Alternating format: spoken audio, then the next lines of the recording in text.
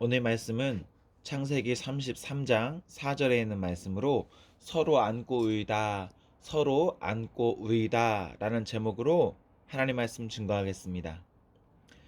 예수님께서는 요한복음 11장에서 죽은 나사로를 살리셨습니다. 베드로는 사도행전 2장에서 말씀 증거했을 때 하루 3천 명의 사람이 예수님을 믿었습니다.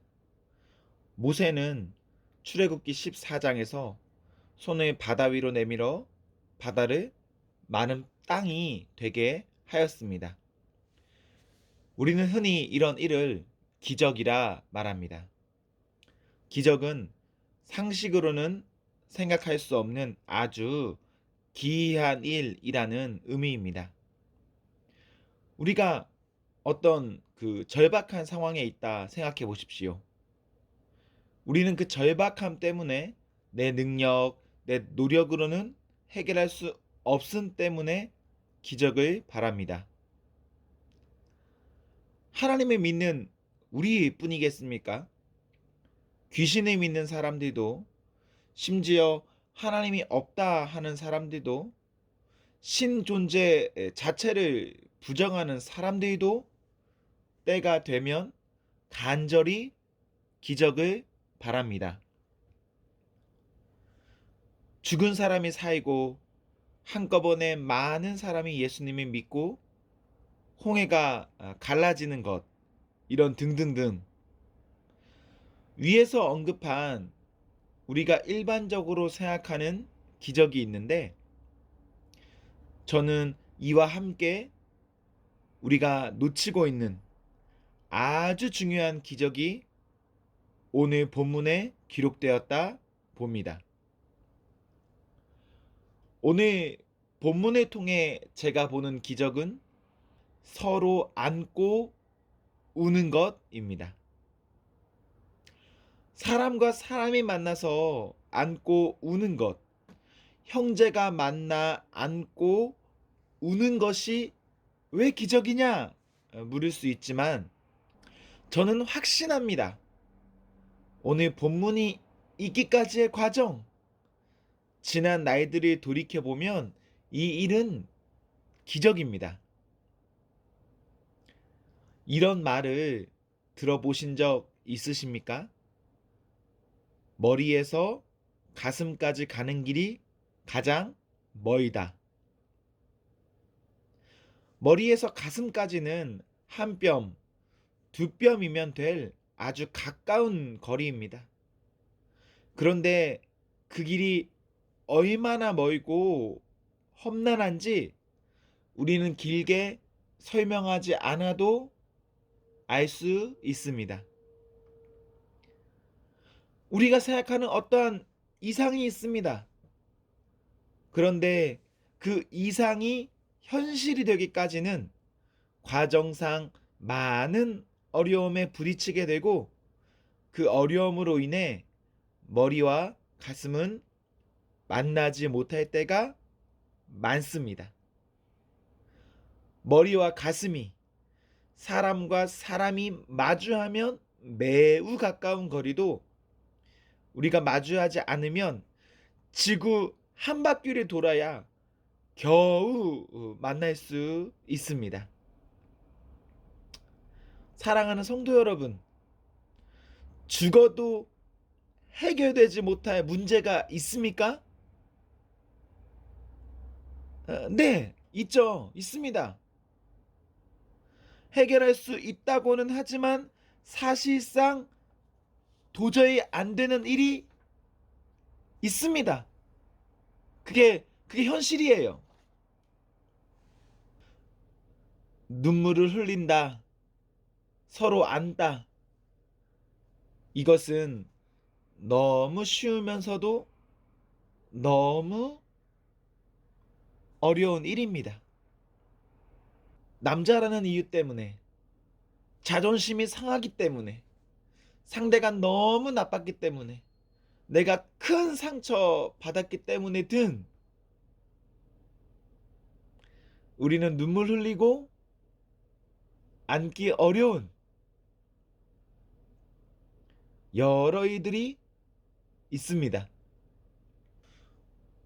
저는 영화 보는 것을 좋아합니다. 지난주 한 편의 영화를 봤는데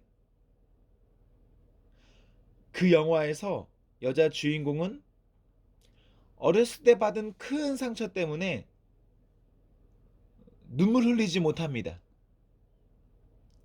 사회적으로는 매우 성공했고 모두가 부러워할 만한 사람이지만 눈물 흘리지 못했고 눈물 흘리지 못하니까 인생에 아주 큰 문제에 봉착합니다. 어떤 문제일까요? 어떤 문제냐면 사랑하지 못하는 것입니다. 외롭고 힘들고 사랑하고 싶은 마음은 가득한데 사랑하지 못합니다. 오늘 본문에는 두 사람이 등장합니다. 에서와 야곱. 이 두 사람의 관계는 형제입니다. 그런데 형제이지만 원수 사이입니다. 형제이면서 원수다. 그런 사람들이 만나 울었습니다. 다른 말로 표현하면 화해했습니다. 애초에 관계가 없던 사람들은 어떤 문제가 생겨도 크게 어렵지 않습니다. 곧 풀 수도 있고 보지 않아도 그만이니까. 그러나 가까우면 가까울수록 관계의 문제는 아주 쉽기도 아주 어렵기도 합니다. 대부분의 경우 가까운 관계, 늘 만나는 일상 속의 관계가 깨지면 아주 풀기 어렵습니다.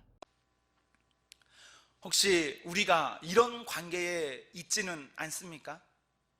우리 한 사람 한 사람이 본인이 생각하는 안타까운 관계 중에 있는 것은 없습니까?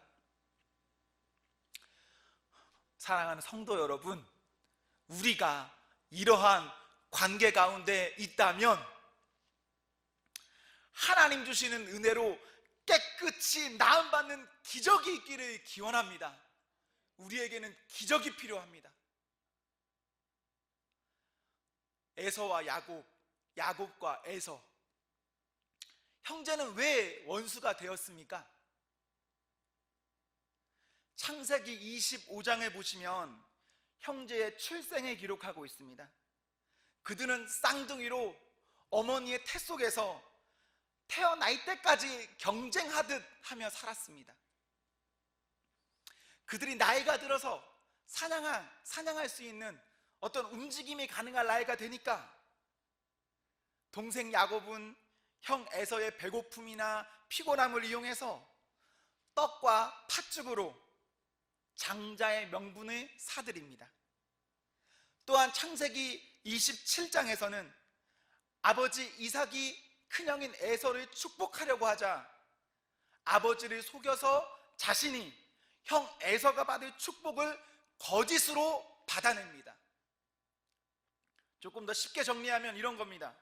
인간적인 도리로 형 에서가 받아야 마땅한 두 권리인 장자의 명분, 집안의 대표성과 아버지가 첫 아들에게 주고 싶어하는 축복, 장자의 축복을 동생이 모두 차지한 것입니다.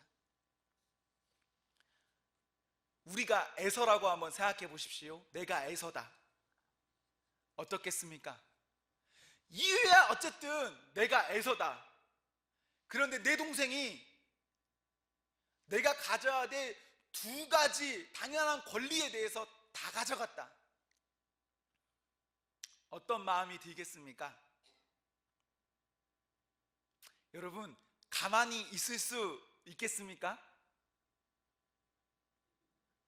창세기 27장 41절에 보시면 에서는 동생 야곱을 죽이겠다 말합니다. 이것이 어머니의 귀에 들릴 정도로 그 말을 합니다. 저는 에서의 이러한 분노가 우리 내면에 감춰진 인간의 본성을 그대로 드러내는 것이라 봅니다. 우리는 얼마든지 어떠한 상황 아래 죽이겠다 생각할 수 있습니다. 다만 그것을 실행한 자와 실행하지 못한 자로 나뉘어져 있을 뿐입니다. 계속된 동생 야곱의 도전과 창세기 27장에서 그 과정에서 불거진 어머니 리브가의 동생 사랑 편애, 이러한 이들은 에서에게 큰 마음의 상처로 와닿을 수 있습니다. 이유야 어찌됐건 에서의 입장에서는 형의 동생을 죽인다라는 상황에까지 이르자 야곱은 결국 형을 피해서 도망갑니다. 그러다가 20년의 시간이 흘렀습니다. 다시 고향에 돌아가게 되었습니다. 그리고 오늘 우리가 읽은 본문이 20년 만에 만난 형제들이 처음 벌인 일입니다. 오랜 시간이 흘렀으니까 문제가 해결되었습니까? 여러분, 시간이 지나니까 문제가 해결되고 깨어진 관계가 하나가 되고 화해가 되었습니까? 여러분의 인생에서 어떠세요?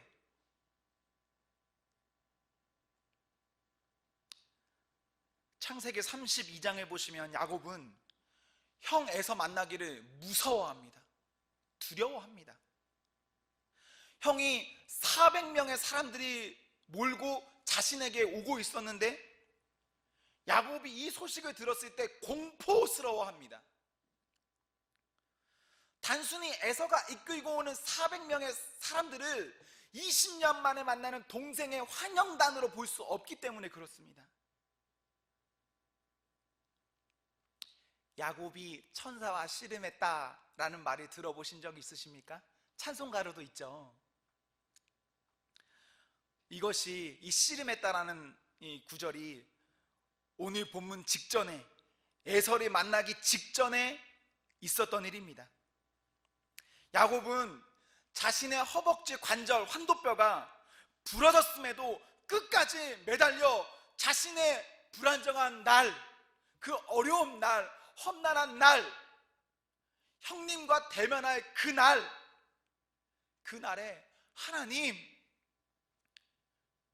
축복해 주실 것을 간청합니다. 다른 말로 표현하면 깨어진 관계, 그 관계 때문에 눈물 흘릴 때 야곱은 간절히 자신의 뼈가 으스러질 때까지 기도했습니다. 하나님 앞에서 저희가 기도해야 될 것 있습니다. 그 기도할 것 기도하십시오. 그리고 그 결과의 응답을 하나님 앞에 꼭 받으시기를 기원합니다. 우리가 기도하면 기도 이후의 결과는 누가 책임지는가? 하나님이 하십니다. 자신의 생명과 가족들의 생명에 달린 일에 야곱은 하나님 앞에 간절히 매달렸고 하나님 그 기도를 들으셨고 그 결과는 하나님 응답하셨습니다. 기도 후에 어떤 일이 일어났습니까? 그것이 오늘 본문입니다. 유진 피터스는 오늘 본문을 이렇게 말합니다. 에서가 달려와 그를 와락 껴안았다. 그는 야곱을 힘껏 안고 입을 맞추었다. 그들은 함께 울었다. 우리 각 사람에게, 우리 가정에게, 우리 교회에, 우리 나라에 이러한 은혜가 있기를 원합니다. 우리가 있는 그 어떤 자리도 우리가 있다면 우리가 있는 그곳에 이러한 은혜가 있기를 원합니다. 깨어진 관계가 하나 되는 것, 그것이 하나님의 은혜이고 그것이 하나님의 기적입니다. 사랑하는 성도 여러분, 오늘 여러분의 관계는 어떠십니까? 여러분의 관계 좋으십니까? 가정은 어떠세요? 교회는 어떠십니까? 회사는 어떠십니까? 우리의 지인들은 또 어떻습니까? 깨어진 관계가 하나 되는 기적, 불가능하고 유례가 드문 이 일이 우리에게는 너무 간절히 필요합니다. 그래야 내가 살고 그가 살고 우리가 살거든요. 저는 이와 비슷한 경험을 한 적이 있습니다. 제가 24살 때 전도사로 있었을 때 저는 아이들에게 주의 성수를 강하게 강조했습니다. 전도사님, 다음 주부터 시험이라서 학원 가야 돼요. 엄마가 학원 가래요. 이렇게 말하면 제가 이랬습니다. 너희 어머니 권사님 아니죠? 지금 나한테 이렇게 와서 말하는 거 미안하지? 그건 말도 아닌 거야. 이렇게 했습니다. 근데 문제는 그 아이들은 제가 하는 그 말을 이해합니다. 어디서 문제가 생기냐면 그 아이들의 부모님에게서 이게 문제가 되는 겁니다. 우리 전도사님이 우리 아이들에게 너무 강하게 말한다. 이 말을 이 교구를 담당하시는 신방 전도사님에게 했고, 신방 전도사님이 그걸 저에게 이제 이야기하신 거예요. 근데 제가 그때 왜 그랬는지 모르겠는데 전도사님이 저에게 와서 집사님들이, 권사님들이, 안수 집사님들이 그렇게 좀 하지 말래요, 이런 이야기를 하셨어요. 근데 제가 그 말을 욱해가지고 전도사님한테 제가 잘못 가르쳤습니까? 이렇게 해서 싸운 거예요, 전도사님이랑. 전도사님의 연세가 제가 24살이고 그분 연세가 50대 한 중후반이 됐을 때 나이인데 이걸로 크게 싸웠습니다. 우리 둘만 있을 때 사무실에서. 제 마음이 편했을까요? 어땠을까요? 안 편하죠. 다퉜는데 어떻게 편하겠습니까? 예수 믿는 사람인데 어떻게 마음이 편하겠습니까? 마음이 불편해서 차마 가서 손님이지 못하겠고 뭘 하지는 못하겠고 그냥 불편한 마음으로 한 주가 지났습니다. 기도하는 거죠. 하나님 어떻게 하죠? 하나님 어떻게 할까요? 근데 그러다가 사무실에 제가 앉아있는데 전도사님이 이제 사무실에 들어오셨습니다. 사무실에 들어오시니까 제가 일어나서 인사를 해야겠죠. 어른이니까 안녕하세요 라고 인사를 하고 딱 바라봤는데 저희 두 사람이 같이 울었습니다. 그냥 울었어요. 이유 설명 없이 그냥 울었습니다. 그리고 그냥 갑자기 그냥 가서 안았습니다. 뭐가 잘했냐 못했냐 이유가 뭐냐 이런 거 따지지 않았고 그냥 눈물이 났고 그냥 안았습니다. 그리고 그 이후로 어떻게 됐을까요? 너무너무 좋은 아름다운 사이가 되었습니다. 저는 사람과 사람의 관계의 회복, 이것이 매우 중요하다고 생각합니다. 그리고 이 관계가 회복만 될 수 있다면 그것이 기적이고, 회복만 될 수 있다면 우리는 이 땅에서부터 천국을 경험하고 이 땅에서부터 너무 하나님의 말씀의 기적을 체험하며 누리며 사는 성도로 살아갈 수 있다라고 믿습니다. 우리 사랑하는 성도 여러분, 우리 모두에게 이 성을 앞지른 하나님의 은혜가 있기를, 하나님의 기적이 있기를 바랍니다.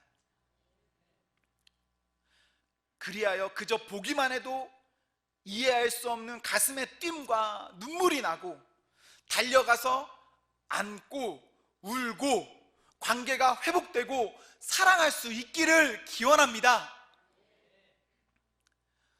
요한일서 1장 10절부터 11절은 이렇게 말합니다. 사랑은 여기 있으니 우리가 하나님을 사랑한 것이 아니요 하나님이 우리를 사랑하사 우리 죄를 속하기 위하여 화목제물로 그 아들을 보내셨습니다.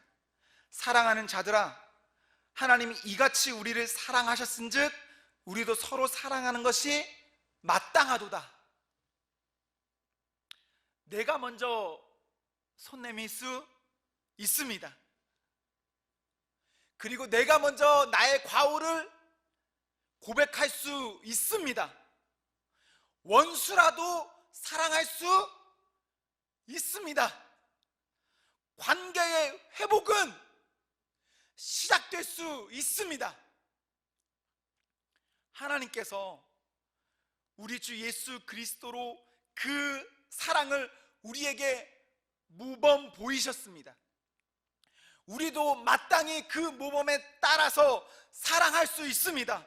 화해할 수 있습니다. 서로 안고 울 수 있습니다.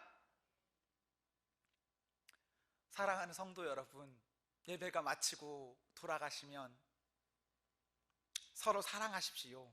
서로 안고 울었으면 너무 좋겠습니다. 그러한 기적이 온 성도에게 있어서 내가 살고 그가 살고 모두가 사는 기적의 역사가 일어나기를 기원합니다. 사랑하는 성도 여러분, 말씀 때문에 행복하십시오. 성령 충만하십시오. 아멘. 기도하겠습니다.